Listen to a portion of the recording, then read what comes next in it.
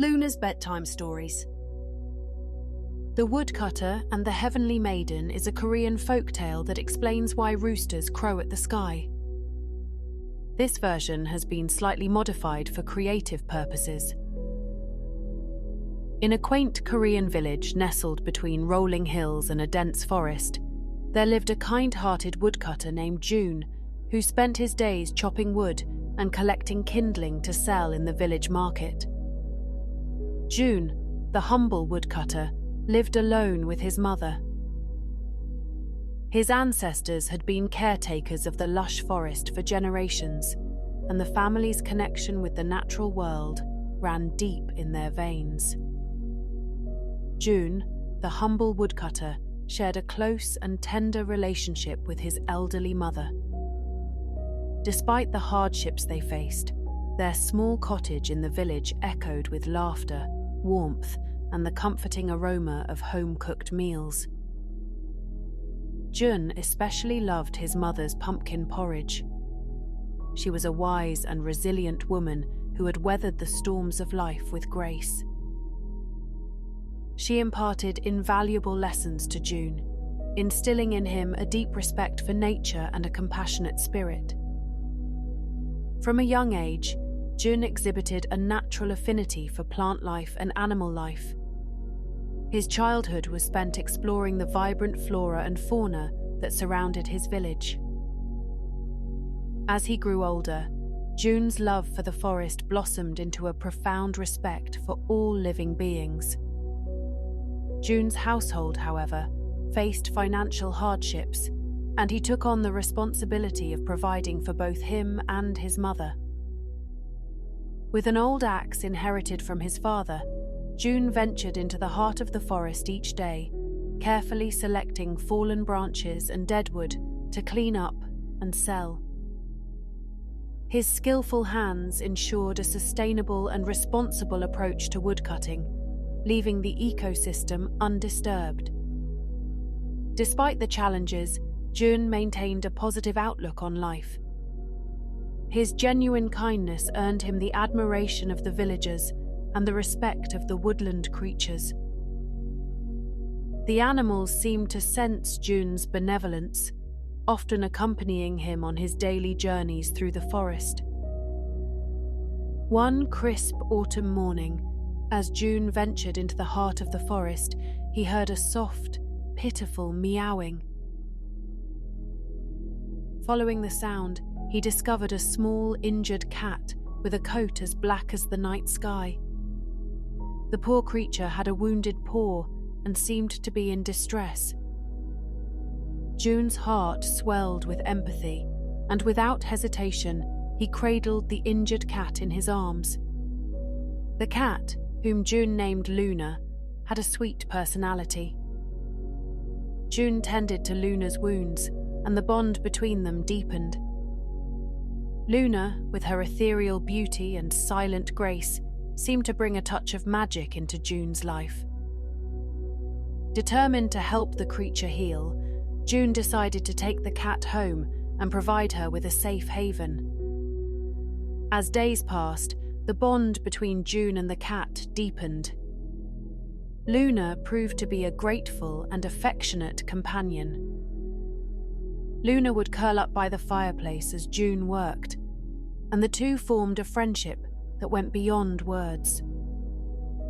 Unbeknownst to Joon, Luna was not an ordinary cat. She was a celestial being who had taken the form of a cat to experience the mortal realm. Touched by Joon's selflessness and connection with the forest, Luna decided to trust him as her earthly guardian. Luna, the celestial cat, had a story that stretched across realms. In the ethereal realm, she resided among the stars, her fur radiating with the luminosity of the moon itself. Her days were spent weaving through constellations, basking in the cosmic glow that surrounded her. However, Luna harbored an insatiable curiosity for the mortal world. She had heard tales of the enchanting forests, the gentle rustling of leaves, and the sweet songs of birds from the celestial travelers who occasionally visited the earthly realm. Intrigued by the mysteries of the mortal world, Luna sought the approval of the celestial elders to experience life as a cat. With their blessing, Luna descended to Earth, where she had taken on the form of a graceful black cat. The transition from the cosmic expanse to the mortal plane was both exhilarating and disorienting for Luna, as she adjusted to the tangible textures, scents, and sounds that surrounded her. One day, as Luna explored the forest on her own, she encountered a group of wolves who dwelled in the shadowy corners of the woods. Her petite size and innocent gaze appealed to the wolves, and they instinctively chased the little cat down. In the ethereal realm, Luna had great powers and could easily fight the wolves off, but in the earthly realm, her only strengths were her feline agility and sharp claws. Still, these were barely enough to ensure her survival. In their attempt to harm Luna, a brief but fierce struggle ensued, leaving Luna with an injured paw as she hid out in a tiny tree trunk that the wolves could not get into. This is where Joon, in his regular woodcutting routine, heard Luna's feeble meowing and stumbled upon the injured cat. His heart swelled with compassion as he saw Luna's face gazing up at him. It looked as if the whole galaxy was in her big, round eyes.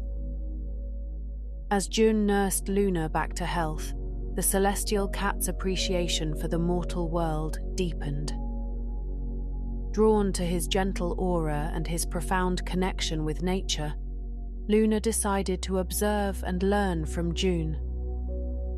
She followed him on his daily journeys into the woods, marveling at the intricate dance of life that unfolded in the earthly realm. As weeks turned into months, Joon and Luna's companionship deepened. Luna's presence brought an undeniable enchantment to Joon's life, and the two shared moments of laughter, quiet contemplation, and a profound understanding that transcended words. One evening, as the sun dipped below the horizon, Joon and Luna found themselves in a secluded clearing within the forest. The air was filled with the soothing symphony of rustling leaves and distant whispers of the wind. Joon, seated on a moss-covered rock, absent-mindedly ran his fingers through Luna's soft fur as they enjoyed the tranquility of the woodland sanctuary. Luna, her celestial eyes reflecting the shifting hues of the sky, was now fully healed, and she felt a growing desire to share the truth of her origins with Joon. She was grateful for Joon's kindness and wanted to show him the real her.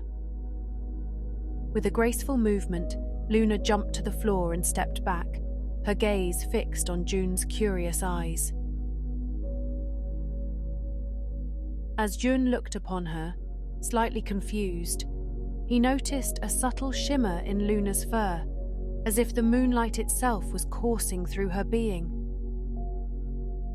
Luna's form began to transcend its earthly appearance, revealing the celestial radiance that lay beneath. Joon's eyes widened in amazement as the cat's true celestial form emerged. Her once ebony fur transformed into a cascade of silvery light, and a gentle glow surrounded her.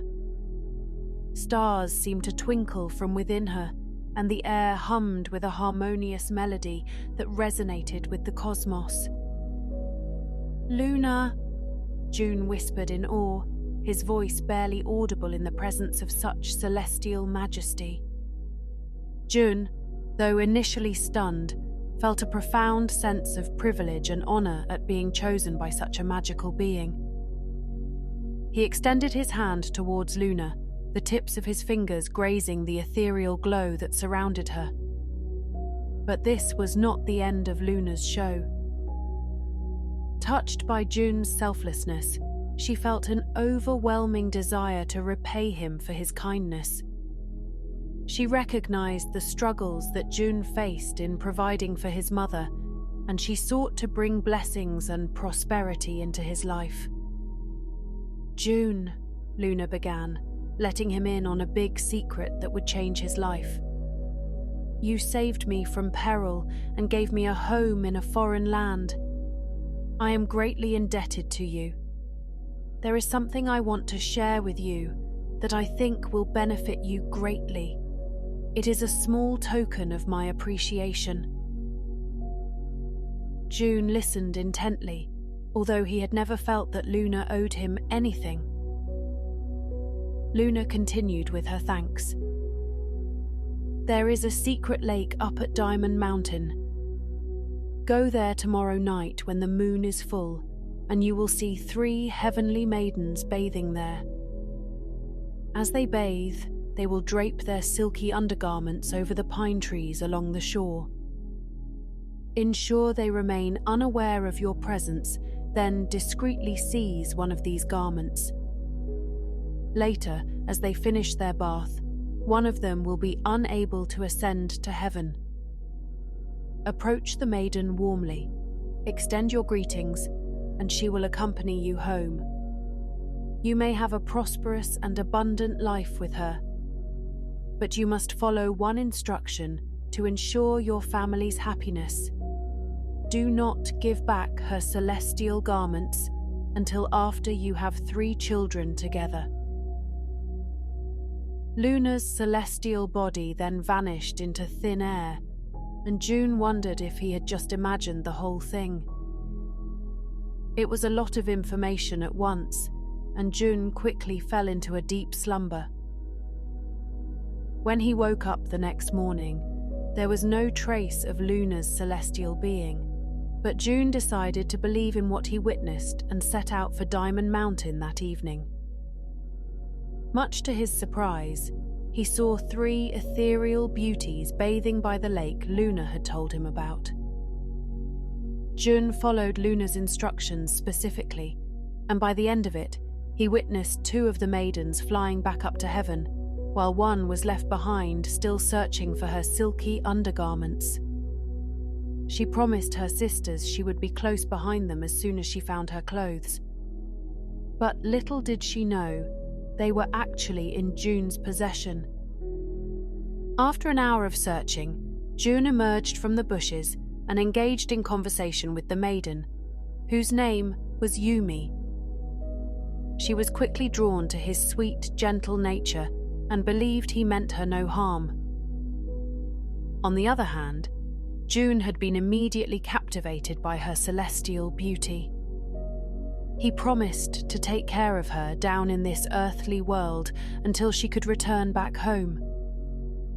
And so, Joon brought Yumi to his village and introduced her to the simple joys of human life, and soon enough, the 2 fell into a deep and abiding love.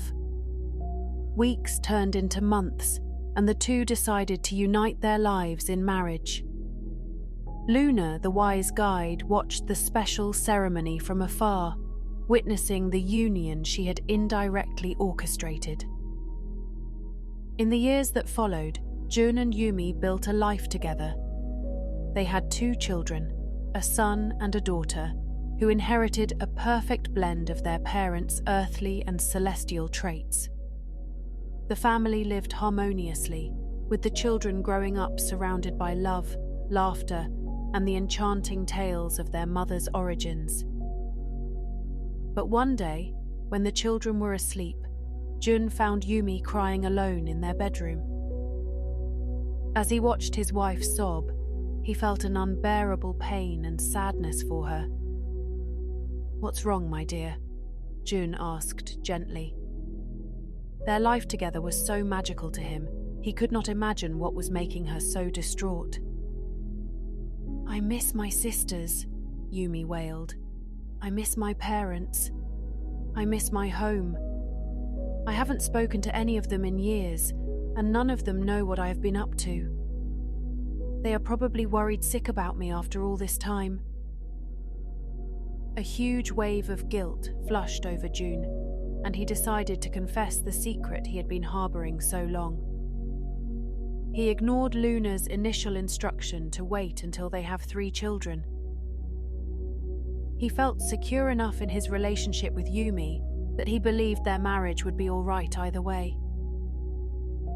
Upon hearing Joon's confession, Yumi was filled with a mix of emotions.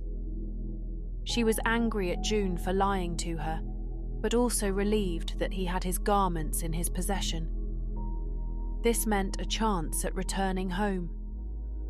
With a promise that she would come right back and reassurance that her love for him could withstand realms, Joon agreed to let Yumi go. But when he returned her garments, Yumi grabbed their son and daughter in her 2 arms and ascended into the sky without saying goodbye. She couldn't let go of the disappointment she felt towards Joon for lying to her all these years, and she cried all the way back to her celestial home. Overwhelmed with grief, the woodcutter, who was now well into his middle age, lamented his failure to follow the celestial cat's advice completely.